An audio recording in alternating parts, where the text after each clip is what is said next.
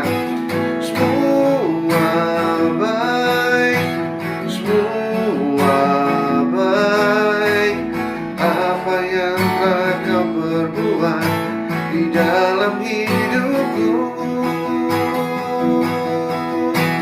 semua baik, sungguh teramat baik.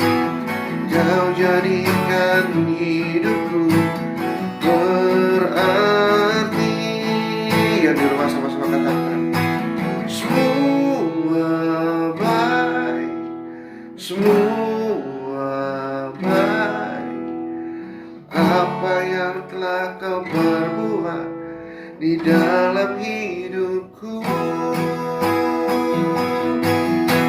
semua baik, sungguh teramat baik.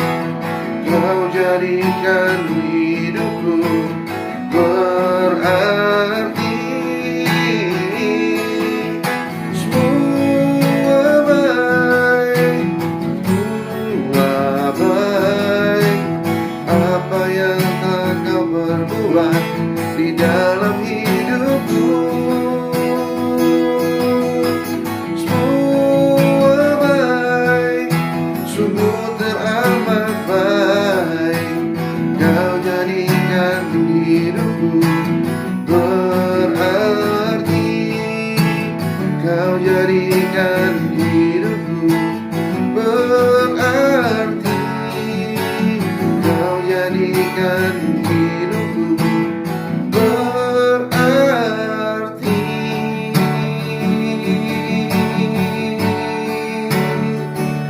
Oh Tuhan, haleluya.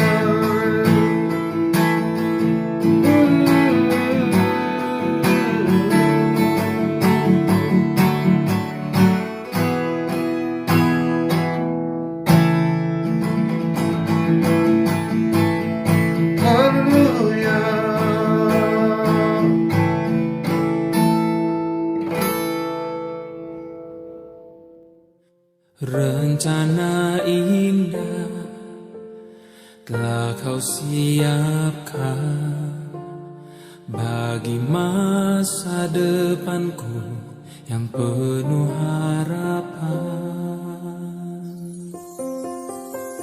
Semua baik, semua baik. Segala yang telah kau perbuat di dalam hidupku, semua baik, sungguh teramat baik. Kau jadikan hidupku berarti.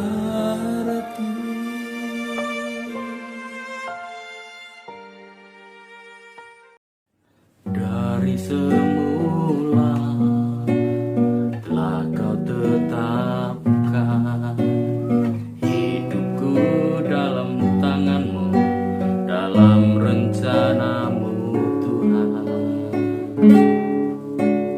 Rencana indah telah kau siapkan bagi masa depanku yang penuh harapan.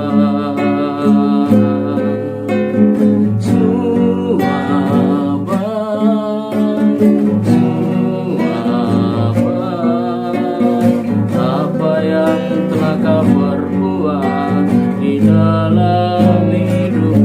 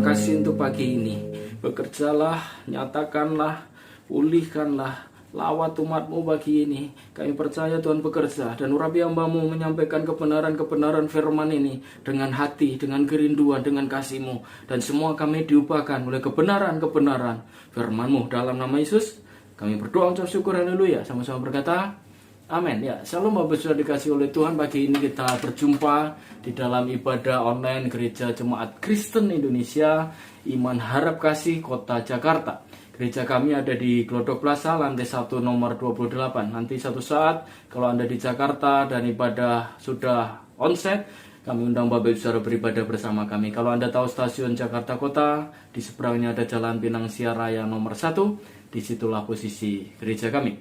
Nah, pagi ini tetap dalam ibadah yang luar biasa. Kenapa saya bilang luar biasa? Karena ibadah itu bukan onsite atau online. Ibadah itu bukan soal tatap muka atau di rumah. Tapi ibadah itu adalah soal hati. Hati yang dipersembahkan buat Tuhan. Hati yang sungguh-sungguh kepada Tuhan. Yang penting esensi ibadah itu adalah berjumpa dengan Tuhan. Dimanapun Anda, keadaan apapun yang Anda alami. Kalau Anda mengalami Tuhan, berjumpa dengan Tuhan, itu ibadah.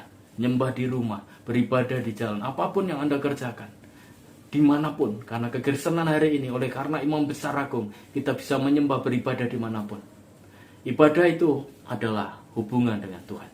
Jadi saya tetap berkata, ibadah ini adalah ibadah yang dahsyat dan luar biasa. Semangat terus semangat, semangat terus semangat, semangat terus.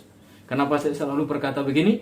Amsal 18:14 berkata bahwa orang yang bersemangat yang dapat menanggung tantangan hidupnya. Nah, Bapak saya dikasih oleh Tuhan, seluruh jemaat umat Tuhan yang mengikuti ibadah gereja kami, mohon maaf untuk beberapa minggu ini dan mungkin minggu ke depan ibadah kita masih dalam format yang agak berbeda dikarenakan posisi gereja kami ada di sebuah mall. Jadi mall itu sudah mengikuti aturan dari pemerintah dengan PPKM level yang keempat, sehingga kami berusaha semaksimal mungkin untuk tetap bisa melayani Bapak Ibu Saudara. Jadi teman-teman berusaha sebisa mungkin semampunya, sebisa yang kita kerjakan untuk tetap melayani Bapak Ibu Saudara. Mari kita apresiasi, tetap kemuliaan buat Tuhan. Terima kasih tim Present Worship yang tadi melayani kita. Dan berdoa semua kita bisa kembali berjumpa secara onsite buat jemaat yang ada di Jakarta. Bapak bisa mengikuti channel ini, Anda tetap bisa mengikuti setiap hari Minggu, dan nanti formatnya adalah live streaming, dan saya berdoa Anda terus beribadah dengan antusias. Ingat, ibadah itu bukan onsite atau online. Ibadah itu adalah soal esensi, dan esensi ibadah itu perjumpaan dengan Tuhan. Dan pagi ini saya berdoa di bulan Agustus, bulan kemerdekaan ini Anda mengalami perjumpaan dengan Tuhan. Semua yang percaya katakan amin. Amin itu artinya saya percaya, saya setuju. Nah, puji Tuhan. Nah, Bapak bisa dikasih oleh Tuhan, pagi ini saya ingin berbicara satu tema. Ya, tetap saja dalam khotbah saya, kalau Anda mengikuti sejak minggu pertama, tema saya, tema inti, garis inti dari benang merah dari sharing saya adalah kerendahan hati di hadapan Tuhan. Nah, berhubungan dengan kerendahan hati, hari ini saya memberikan tema kepada Bapak Ibu Saudara semua untuk kita belajar bersama-sama adalah paradoks. Mari katakan sama-sama paradoks. Paradoks itu kalau menurut Kamus Besar Bahasa Indonesia adalah pernyataan yang seolah-olah bertentangan dengan pendapat umum, tetapi kenyataannya mengandung kebenaran. Pernyataan yang seolah-olah bertentangan dengan umumnya, tetapi kenyataannya mengandung kebenaran. Artinya ini bertentangan, tidak sama dengan apa yang terjadi pada umumnya. Kalau saya boleh dengan bahasa saya, paradoks itu artinya bertentangan. Paradoks itu artinya tidak sama. Contoh ya, siang malam itu paradoks, tetapi itu satu kesatuan satu hari, pagi sore, ya kan? Jadi itu adalah satu kesatuan seolah-olah bertentangan, tetapi itu mengandung sebuah kebenaran. Nah, Bapak Ibu yang dikasih oleh Tuhan, saya berdoa tidak terlalu cepat ya penyampaian saya. Pada intinya ibadah itu adalah bertemu dengan Tuhan, dan hari ini saya berdoa Anda mengalami perjumpaan dengan Tuhan. Dalam kekristenan itu juga mengenal paradoks. Beberapa kali Yesus mengajar kepada murid-muridnya, dan di situ kita tahu, wah ini paradoks. Karena beda sekali gaya kekristenan, beda sekali gaya Yesus untuk mencapai kekuasaan, untuk mengalami kesuksesan itu dengan gaya yang ada di dunia seperti yang dunia ajarkan, berbeda sekali. Nah, pagi ini saya ingin berbicara beberapa hal paradoks di dalam kekristenan. Nah, saya mulai dari yang pertama di dalam kitab Yohanes 12 ayat 24. Yohanes 12 ayat 24. Saya akan bacakan buat Bapak Ibu Saudara. Anda bisa buka Alkitab, Anda bisa buka handphone Anda. komputer Anda yang ada Alkitabnya, dengarkan baik firman ini.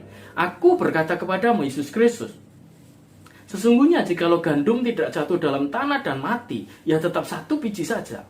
Tetapi jikalau ia mati, ia akan menghasilkan banyak buah. Saya ulang, aku berkata kepadamu, ini Tuhan Yesus, anggap ini juga berbicara kepada kita pagi ini. Sesungguhnya jikalau gandum tidak jatuh dalam tanah dan mati, ia tetap satu biji saja. Tetapi jikalau ia mati, ia akan menghasilkan banyak buah. Paradoks yang pertama, Bapak Ibu saudara, dengan kematian justru kita memperoleh hidup. Dengan kematian kita memperoleh kehidupan. Loh, maksudnya mati apa, Pastor? Begini, untuk kita mengalami kehidupan, kita harus bersedia mematikan rencana diri kita, ambisi kita, keinginan kita, untuk kita serahkan kepada rencana Tuhan.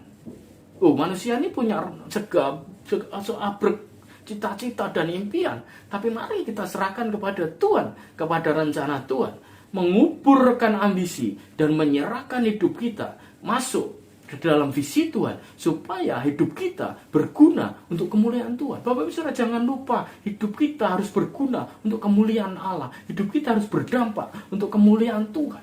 Saya jadi hamba Tuhan, hari ini doa saya bukan ambisi saya, tapi visi Tuhan yang ada dalam diri saya. Supaya apa? Supaya saya berkenan kepada Tuhan. Itu doa saya buat Bapak Ibu saudara sekalian dikasih Tuhan. Hidup berkenan kepada Tuhan, membawa hidup kita sungguh kepada Tuhan. Aku mati, tapi Yesus yang hidup. Aku mati, tapi rencana Tuhan terjadi di dalam hidupku. Hidupku berguna untuk kemuliaan Tuhan. Amin. Mari angkat satu pujian ini. Dan saya berdoa Anda semuanya hari ini, seperti poin pertama yang saya mau sampaikan pagi ini tentang paradok. Dengan kematian kita memperoleh kehidupan.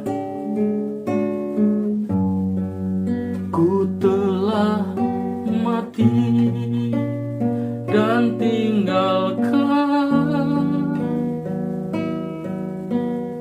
cara hidupku yang lama. Semuanya sia-sia dan tak berarti lagi. Hidup ini ku letakkan pada mesbah-Mu ya Tuhan. Jadilah padaku seperti yang Kau ingini.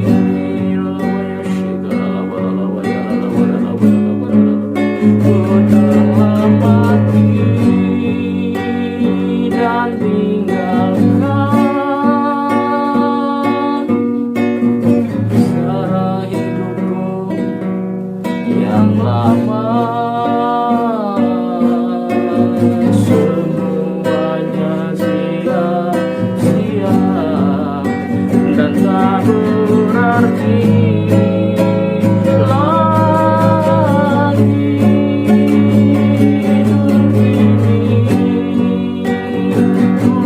ku letakkan pada mesbah-Mu ya Tuhan.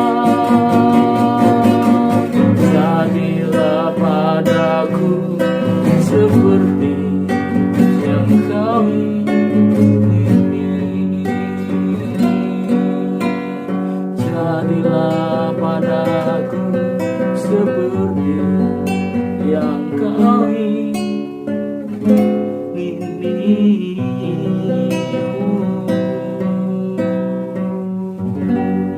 Yang pertama, menyerahkan hidup kita, dengan kematian kita memperoleh kehidupan.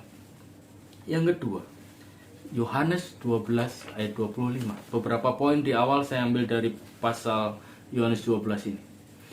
Yohanes 12 ayat 25. Firman Tuhan, Bapak Ibu saudara dikasih oleh Tuhan. Barang siapa mencintai nyawanya, ia akan kehilangan nyawanya.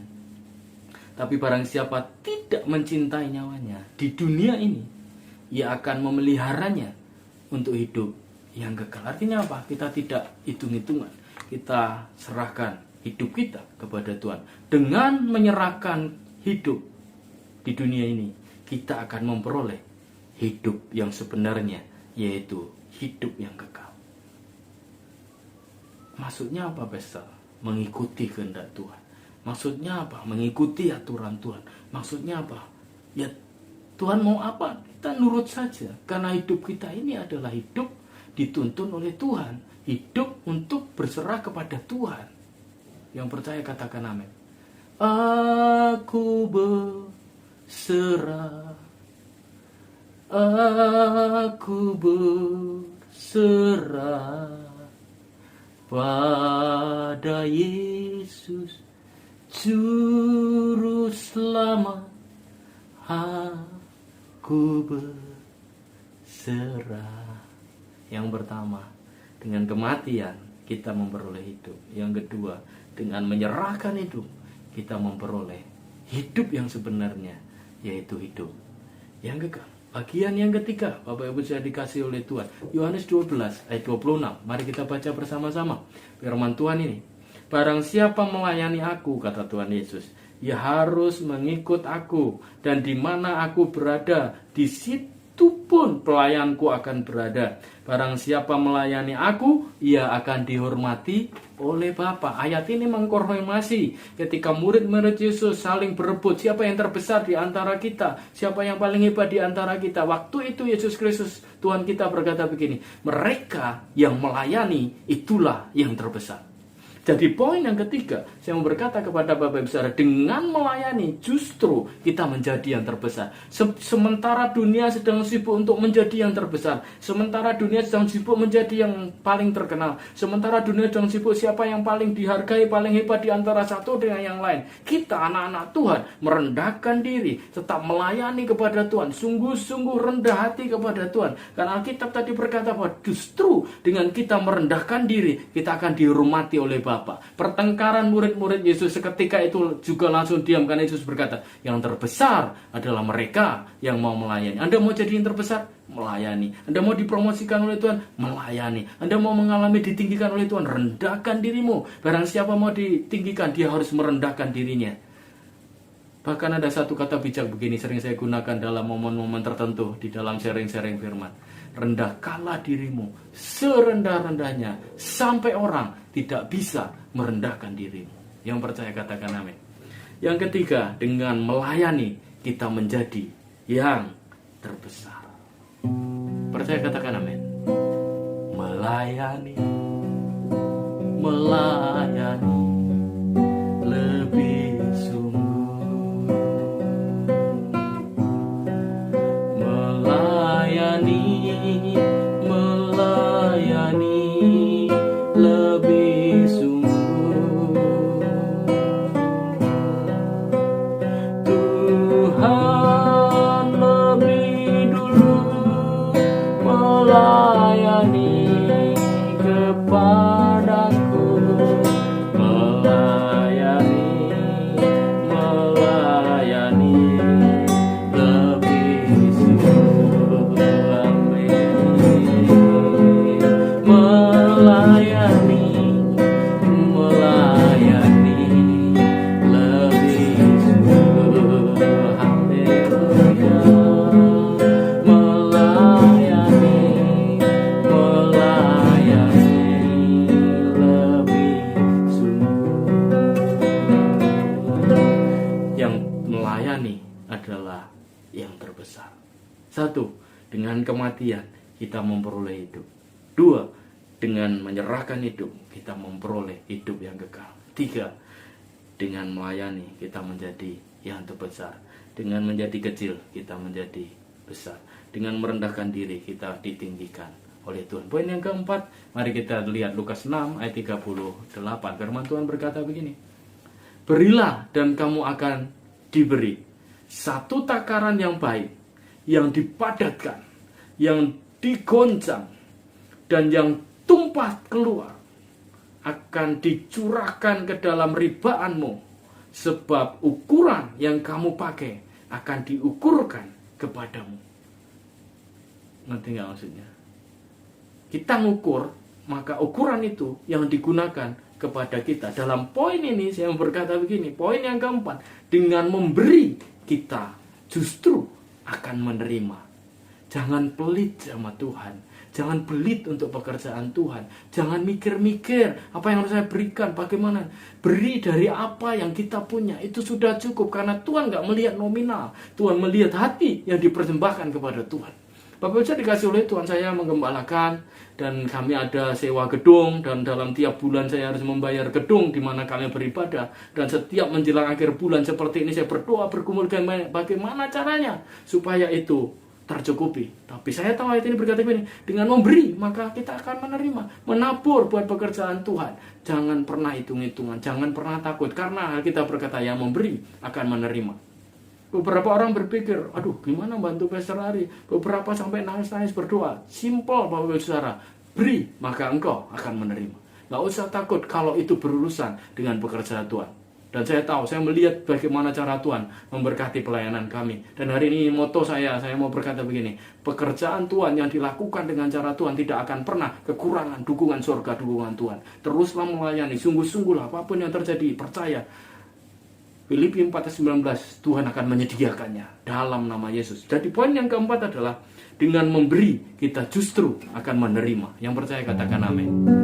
Ku beri yang terbaik bagimu, ku relakan segalanya, yang terbaik bagimu, senap hatiku dan senap jiwaku. Kekristenan dalam poin-poin yang saya bagikan ini berbicara tentang paradoks. Pengen besar, jadilah pelayan. Pengen tinggi, jadilah rendah. Pengen memperoleh hidup, matilah untuk egomu, untuk ambisimu, untuk rencana pribadimu. Dan rencana itu serahkan kepada Tuhan. Bagian terakhir sharing saya pagi hari ini, yang kelima adalah, dengan melewati ujian kita memperoleh promosi. Dengan melewati ujian kita memperoleh promosi. Yakobus 1 ayat 2-3 saya bacakan. Saudara-saudaraku, anggaplah sebagai satu kebahagiaan apabila kamu jatuh ke dalam berbagai-bagai pencobaan, sebab kamu tahu ujian terhadap imanmu itu menghasilkan ketekunan. Dan ketekunan itu kalau sudah matang menjadi sempurna dan membuat kita tidak kekurangan apapun, dan kita dipromosikan oleh Tuhan, berguna untuk kerajaan Allah, untuk hormat dan pujian bagi Tuhan. Ujian itu Bapak Ibu sudah dikasih oleh Tuhan membuat kita iman, memurnikan iman.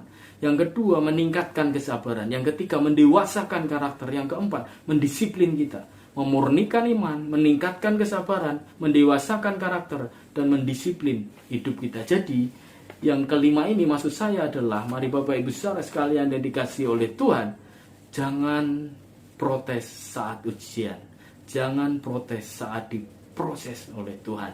Karena dengan melewati ujian, kita memperoleh promosi. Ujiannya macam-macam. Keinginan mata, keinginan daging, keangkuhan hidup. Ujiannya apa? 3 harta, tahta, dan cinta. Dan saya percaya anak-anak Tuhan yang mengikuti ibadah kita pagi hari ini, Anda semua akan bisa melewati ujian yang ditentukan oleh Tuhan, dan semua kita lulus dan berguna untuk kerajaan Tuhan. Jadi jangan takut waktu kita diproses. Jangan takut kita mengalami ujian. Jangan takut waktu kita mengalami hal-hal yang sepertinya tidak enak. Bahasa Yakobus tadi adalah pencobaan. Tapi dari sisi Tuhan itu adalah ujian supaya kita naik dan berguna untuk kemuliaan dan hormat bagi Tuhan. Yang percaya berkata, amin. Yang mau berkata buat Bapak Ibu saudara seperti ujian ini, dan mari kita percaya dengan iman bahwa proses akan menghasilkan hasil yang dahsyat dan luar biasa. Puji Tuhan. Haleluya.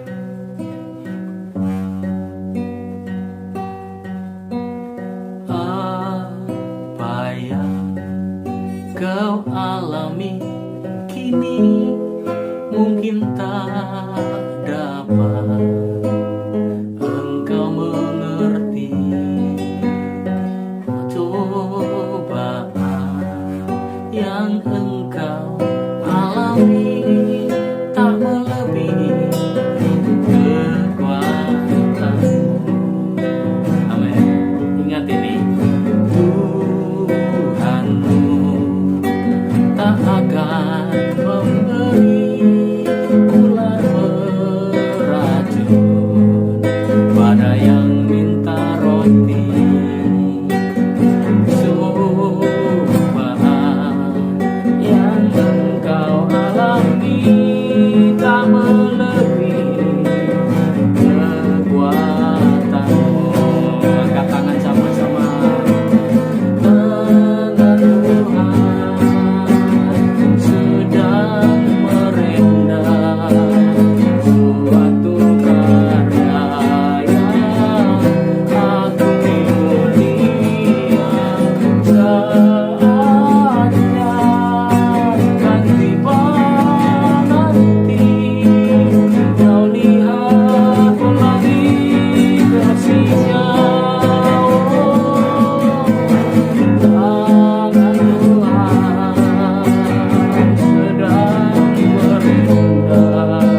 merendah suatu karya yang agung mulia. Saatnya kan tiba nanti, kau lihat pelangi kasihnya. Kau lihat pelangi kasihnya. Kau lihat